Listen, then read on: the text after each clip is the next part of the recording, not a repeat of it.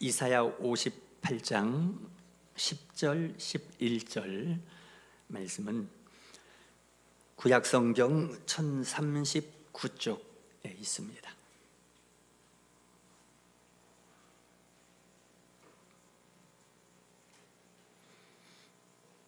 이사야 58장 10절 11절을 하나님께서 지금 나에게 주시는 말씀으로 받으며 다 함께 봉독하십니다. 시작. 줄인 자에게 내 심정이 동하며 괴로워하는 자의 심정을 만족하게 하면 내 빛이 흑암 중에서 떠올라 내 어둠이 낮과 같이 될 것이며 여호와가 너를 항상 인도하여 메마른 곳에서도 내 영혼을 만족하게 하며 내 뼈를 견고하게 하리니 너는 물된 동산 같겠고 물이 끊어지지 아니하는 샘 같을 것이라. 아멘. 네, 하나님께서 여러분들을 사랑하시고 축복하십니다. 자, 그 마음을 담아서 우리 옆에 분들에게 하나님께서 당신을 사랑하십니다. 예, 좀 더 반가운 마음을 가지고 이제 앞뒤 분들하고요, 하나님께서 당신을 축복하십니다. 아멘. 네.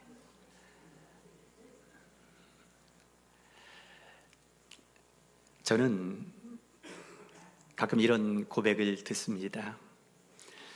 목사님, 저에게 믿음은 있는 것 같은데 자꾸 메말라 갑니다. 기도를 해도 답답하고 예배를 드려도 살아나는 것 같지가 않고 말씀을 들어도 냉랭한 것 같습니다. 이런 말을 듣게 됩니다. 그럴 때가 있거든요. 아니, 기도를 하면은 좀 확 트여야 될 텐데 기도를 하는데 답답하고, 예배를 드리면 막 살아나야 될 텐데 살아나지 않고, 말씀을 보아도 기쁨이 있어야 될 텐데 그러지 못하는 경우를 우리는 경험합니다. 무엇 때문일까요? 기도를 많이 하고 말씀을 많이 보는 것이 중요하지만은, 그런데 많이 하는 것보다 방향이 있다는 것을 생각을 합니다. 방향이, 내가 많이 하고 열심히 하는 것이 필요하겠지만은 방향이 잘못되게 되면은 그게 막히기도 하거든요. 그래서 막혀 있는 것이 있기 때문에 기도를 하는데도 막히고 말씀을 보는데도 막히는, 예배를 드리는데도 막히는 경우가 있다. 그래서 우리 주님이 지금 이렇게 말씀을 하고 있습니다. 오늘 여기 읽은 이사야 58장은 금식에 대한 이야기입니다. 금식에 대한 말씀은 생소한 말씀이죠, 여러분. 그리고 우리의 삶 속에서 금식이라는 것은 별로 경험하지 못하는 것이거든요. 그런데 우리하고 관련이 있는 것은, 금식은 기도입니다. 특별한 응답을 받기 위해서 간절히 기도했는데 성도들이 물어보는 겁니다. 하나님께, 하나님, 금식하는데 왜 응답이 없나요? 특별 기도하는데 왜 응답이 없습니까? 이렇게 물어보는 게 이사야 58장 지금 본문 내용입니다. 거기에 대해서 하나님이 대답하시는 게 오늘 본문 내용입니다. 지금 읽은 말씀 앞에 백성들이 하나님, 금식 기도하는데 왜 응답이 없습니까? 답답합니다. 그러니 하나님이 대답을 하시는 거예요. 너희가 금식할 때 다른 사람들이 굶고 있어. 너희가 굶고 있을 때 다른 사람이 굶어가고 있어. 너희가 경건의 기도를 하고 있을 때에 다른 사람들이 괴로워하고 있단다. 그것 때문이야. 그렇게 하고 하나님이 말씀하시는 게 오늘 본문 10절 앞부분입니다. 줄인 자에게 내 심정이 동하며 괴로워하는 자의 심정을 만족하게 하며. 네. 이것이 금식이야. 굶주린 자가 있는데 네가 금식하고 굶고 있을 때 다른 사람의 굶고 있는 거야. 네가 금식 기도하며 경건하게 살고 있을 때 다른 사람이 괴로워하고 있는 거야.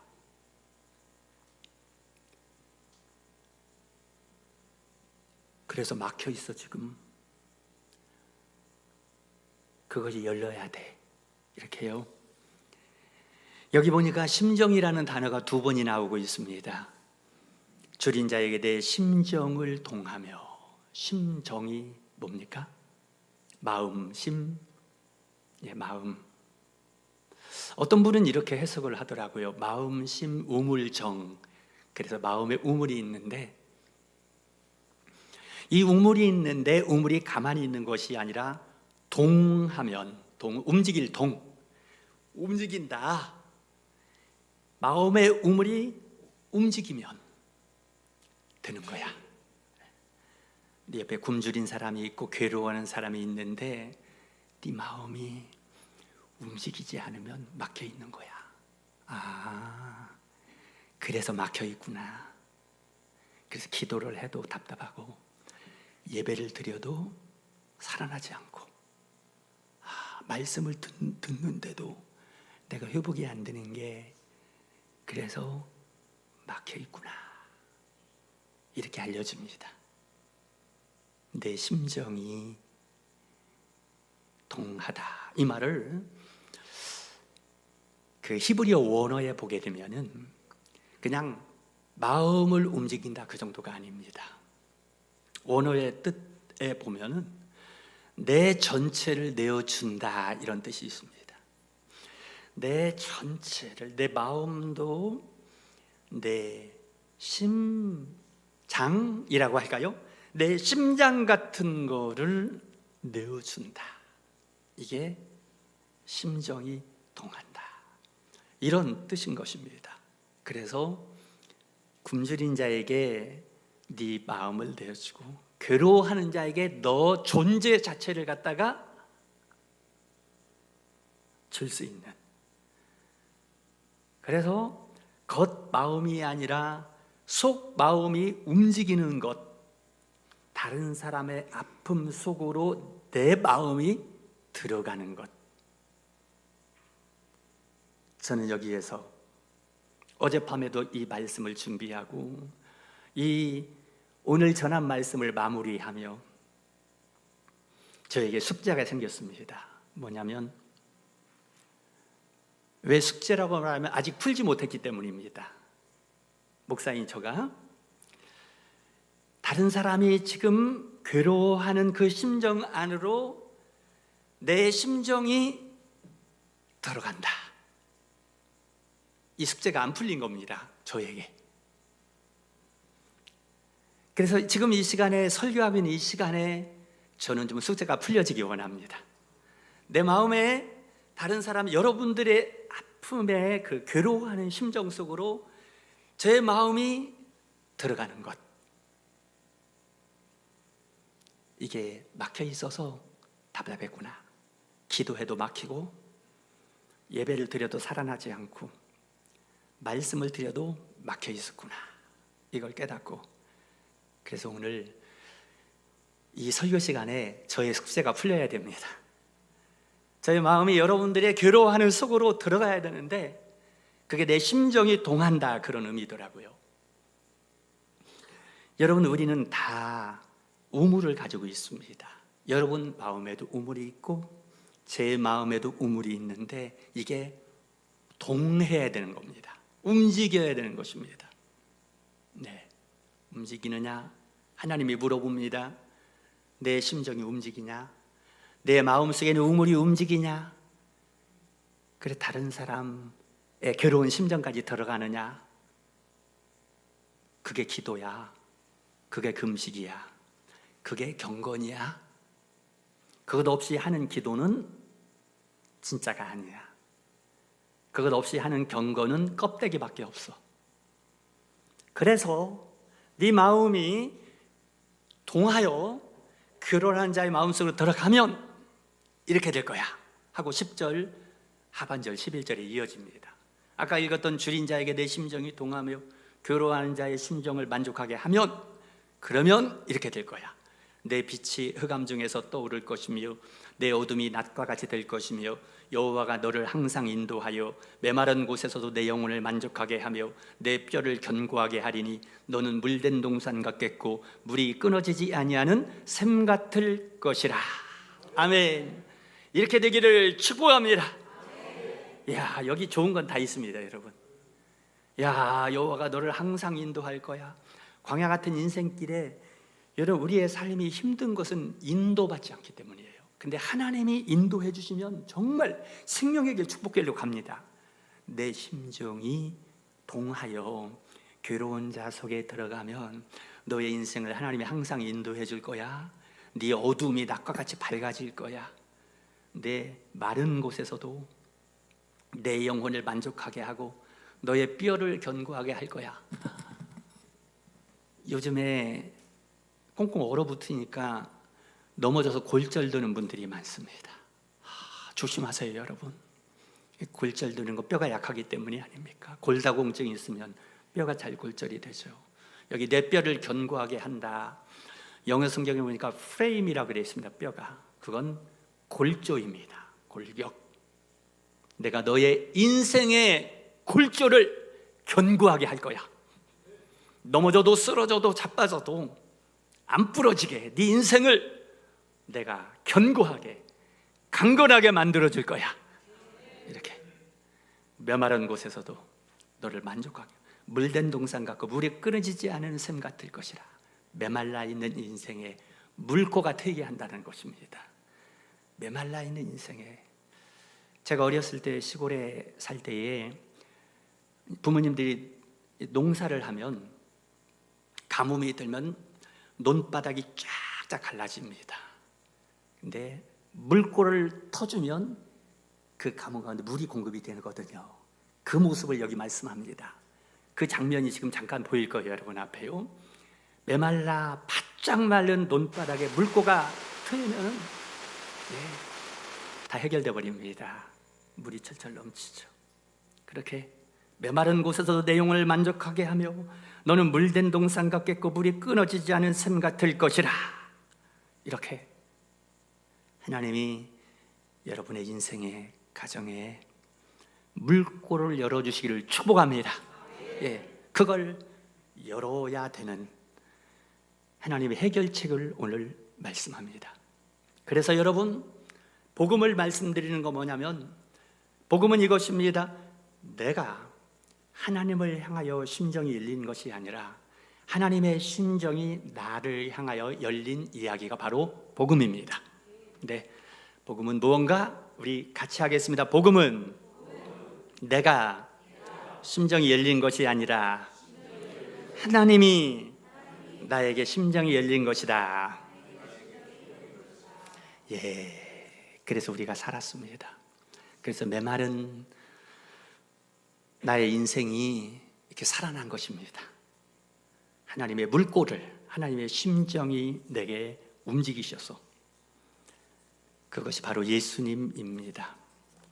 예수님은 성육신이라고 말합니다. 그 뜻은 뭐냐면 하나님이 인간이 되신 게 성육신입니다. 하나님이 인간 되어 이 땅에 오신 분이 예수님인데, 왜 그렇게 왔냐면 하나님은 하늘에서 팔짱 끼고 이 땅에 괴로워하는 우리를 보고 힘내라 힘내라 하시는 분이 아니었습니다.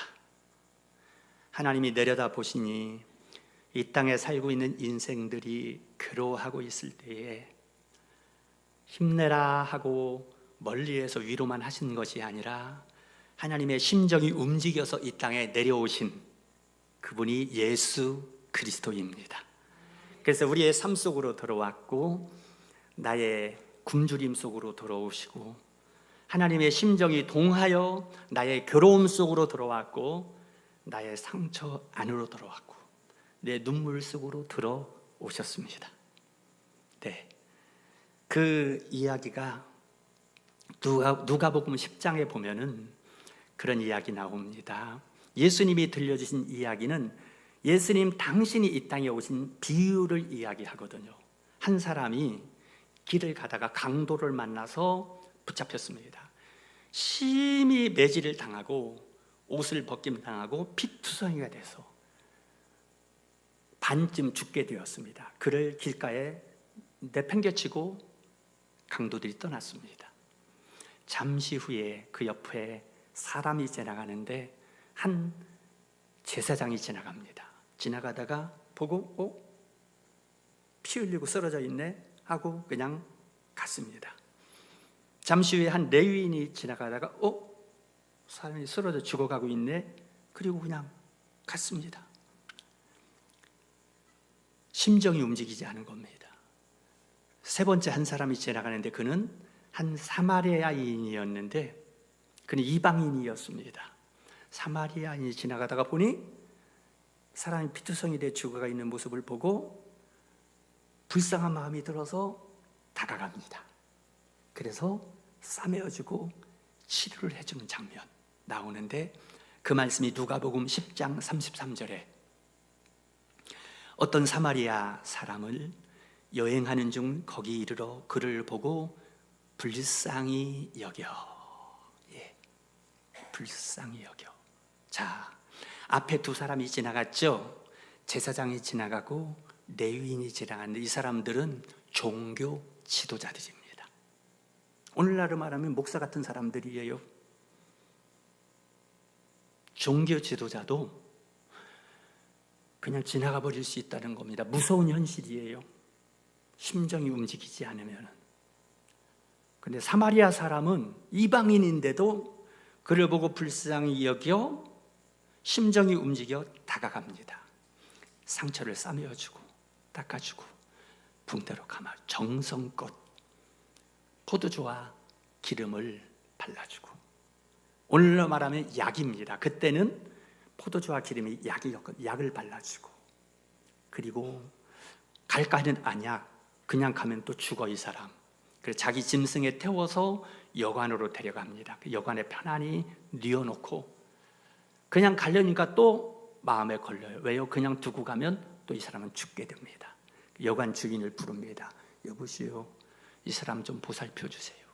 참, 이 사람 좀 다 회복될 때까지 보살펴 주세요. 제가 먼 길을 가는데 갔다 올 때에 비용 들어가는 거 다 갚아주겠습니다 라고 말합니다.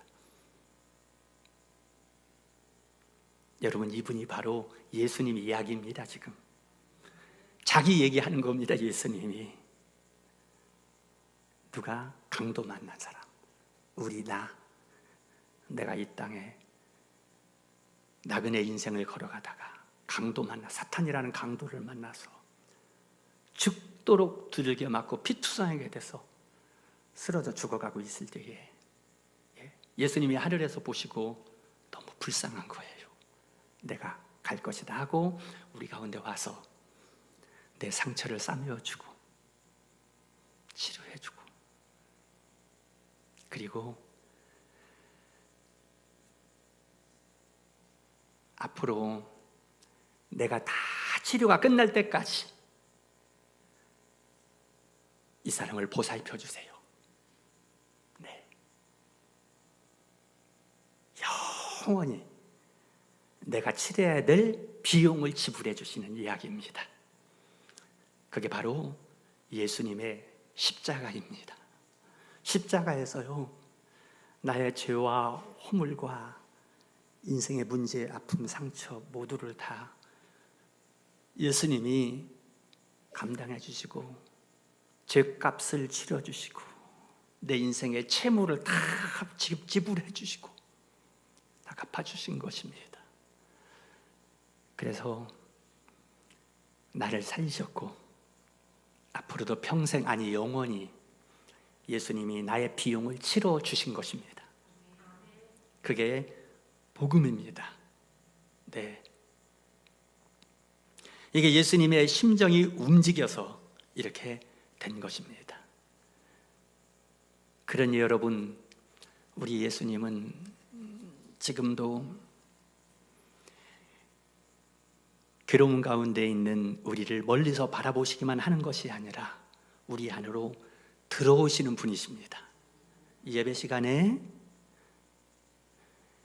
예수님이 저나 여러분의 바깥에만 계시는 것이 아니라 나의 괴로움과 아픔 속으로 들어오시는 시간 될 수 있기 바랍니다. 그게 예수님의 심정이 움직인 사건이요, 그것이 지금도 이루어지고 있습니다. 그래서 우리로 하여금 이렇게 고백하게 하십니다. 주님, 제가 강도 만난 사람이었군요. 제가 강도 만나서 거의 죽게 돼서 피투성이 돼 쓰러져 있을 때에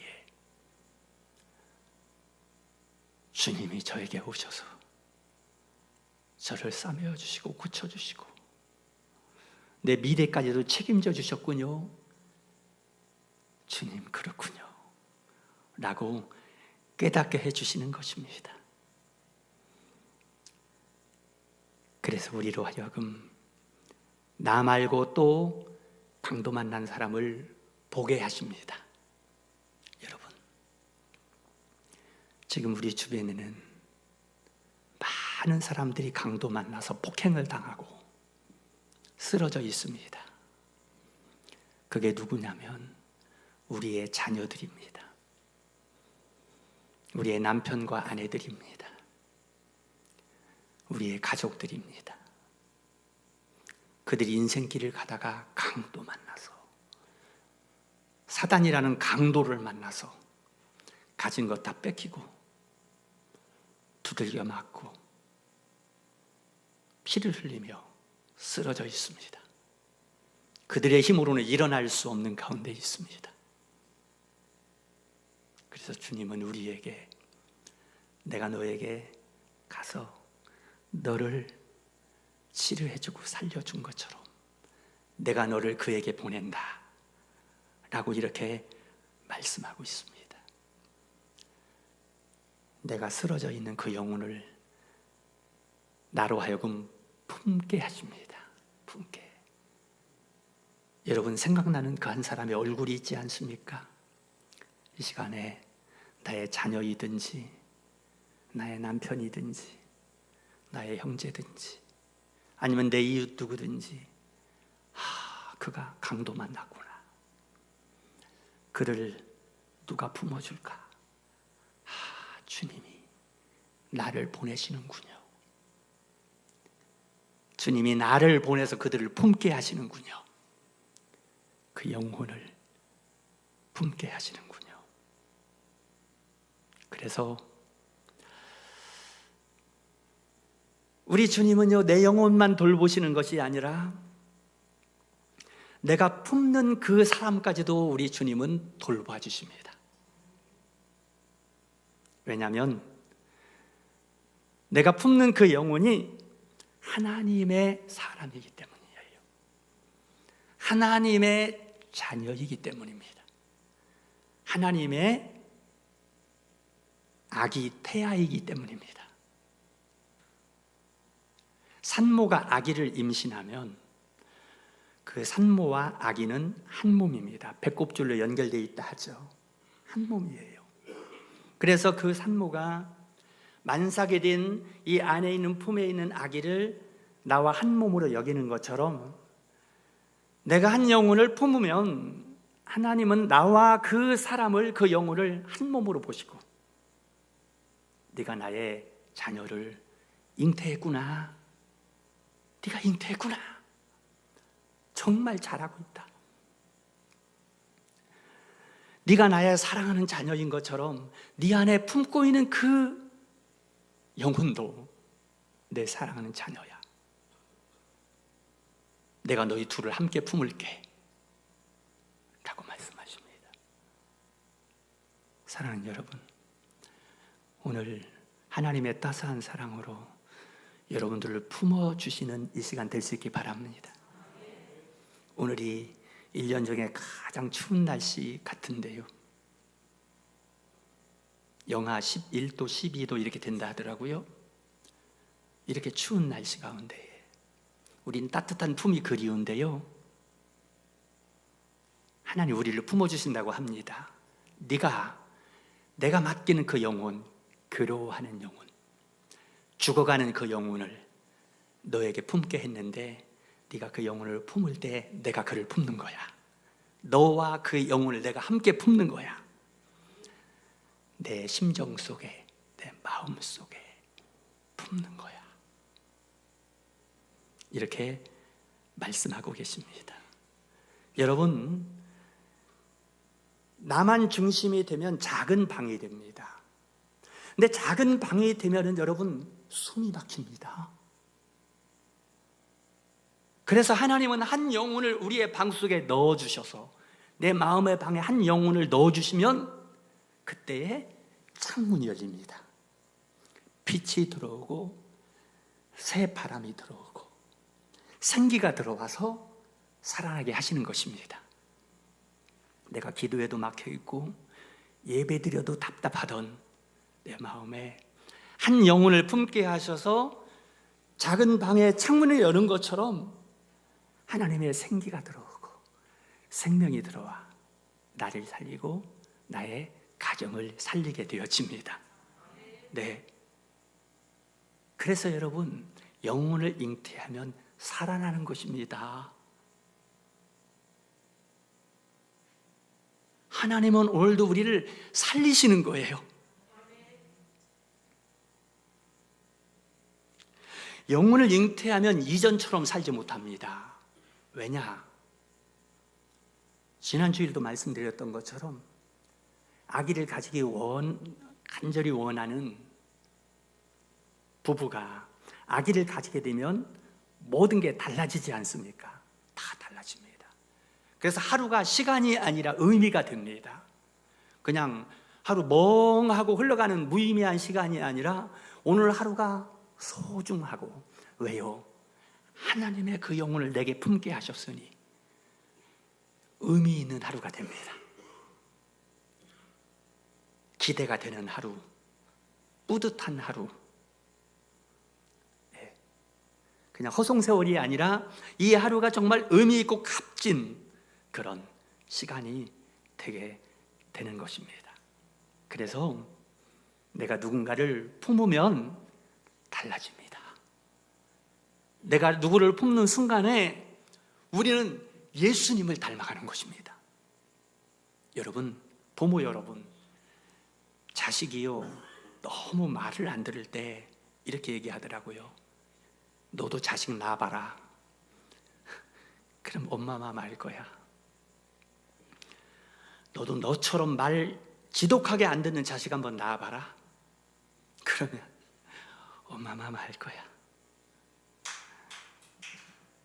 우리가요 한 영혼을 잉태해 보면 예수님 마음을 알아가기 시작합니다.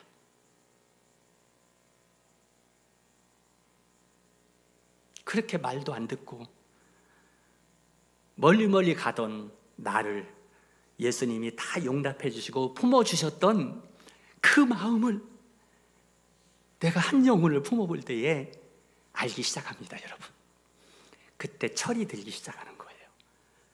엄마의 마음을 알게 돼요. 예수님의 마음을 알게 되어집니다. 저는요 이 말씀을 준비하면서 한쪽 마음으로는 막 감동이 되는데 한쪽 마음으로는 좀 힘들었습니다. 왜냐하면 하나님, 제가 영혼들을 막 품어야 된다고요? 하나님, 지금도 제가 목사로서 많은 영혼을 품고 있는 것 같은데 또 품어야 된다고요? 태신자를 품으라고요?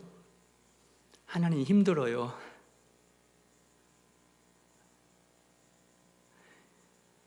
여러분들 가운데 태신자 작정서 하라고 그러니까 부담된다는 분들 있으시더라고요. 솔직하게 여러분이 부담이 되죠? 목사님, 저도 부담은 됩니다. 그래서 제가 하나님 앞에 이렇게 기도했습니다. 어젯밤에 이 설교문을 준비해놓고 보면서 하나님, 저 힘든데요? 영혼 품으라고요. 지금도 힘들어요. 아픈 사람도 많고 괴로운 성도들도 많고 꽤 많거든요. 근데 또 품으라고요. 그랬더니 주님이 그렇게 대답하시더라고요. 그래, 품어. 내가 너를 품었잖아.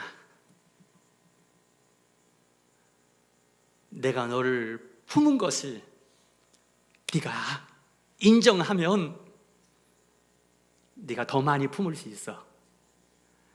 지금 아름다운 교회 성도들 얼마 안 되잖아. 그것도 못 품냐? 얼마든지 품을 수 있어. 아, 그렇군요. 사랑하는 여러분, 먼저 이 시간에 주님이 여러분들을 품는 것을 인정하시기 바랍니다. 주님이 나를 품어 주실 때 나처럼 말 안 듣고 뺀질뺀질하고 나처럼 이렇게 곁길로 가고 있는 나를 내 모습 이대로 다 품어주신, 심정이 동하여 괴로워하는 나를 모른 척하고 지나가지 않고 불쌍히 여겨 찾아와 나를 품어준 것처럼 나도 품어줄 수 있게 되어지는 것입니다. 예, 여러분, 이 시간에 우리 주님께서 그렇게 말씀하십니다. 아마 저도 그랬다고 하지 않습니까? 목사인 저도. 여러분 그렇게 말할 것 같습니다. 목사님, 저 품을 힘이 없는데요. 제 자식이 이렇게 힘들게 하는데 제 품을 힘이 없는데요. 저 지쳤습니다. 주님 앞에, 주님, 저 품을 힘이 없어요 라고 하고 싶을 겁니다. 그런데 우리 주님은요, 우리에게 아니야, 너 힘을 내서 품어야 돼 라고 말하는 것이 아니라 내가 너의 심정을 동하게 하겠다. 주님이 내 심정이 동하여 너를 품은 것처럼 내가 너의 심정을 동하게 하겠다. 그래서 너로 하여금 품게 하겠다 라고 말씀합니다. 주님, 이 자리에 오셔서 여기 아름다운 교회 예배드리는 모든 분들의 마음에 심정을 동하게 하여 주옵소서. 그래서 그 마음으로 자식도 품고 속썩이는 자녀도 남편도 아내도 다 품고 하나님이 지금 나에게 생각나게 하는 그 영혼도 다 품게 하여 주시옵소서. 이런 기도가 나오고 이것이 여러분들의 기도가 될 것입니다. 여러분, 그래서 이제 말씀의 결론으로 갑니다. 하나님이 나로 하여금 한 영혼을 품게 하셔서 그러면 이제 하나님은 나를 결코 방치하지 않습니다. 아까 약속하는 것처럼 내 심정이 동하여 괴로워하는 자를 품으면 내가 너를 항상 인도할 것이다. 내 마른 곳에 샘물이 나게 할 것이다. 내 어두움이 빛이 되게 할 것이다 라고 말씀합니다. 오늘 하나님이 여러분들의 마음을 동하게 하여 괴로운 자, 아픈 자를 품게 하는 은혜가 있을 수 있기를 바랍니다. 그때 물고가 트여져서 내게 새로운 생명수가 들어오고 여러분들의 가정 속에 새로운 생명수가 들어가게 하실 것입니다. 내가 기도를 해도, 특별 기도를 해도 답답하고 예배를 드려도 뭐가 막혀있고 그랬던 막혀있는 것들이 물꼬를 터주셔서 생명수가 흐르게 하시고 다시 살아나는 역사가 일어나게 해 주실 줄로 믿습니다. 아멘.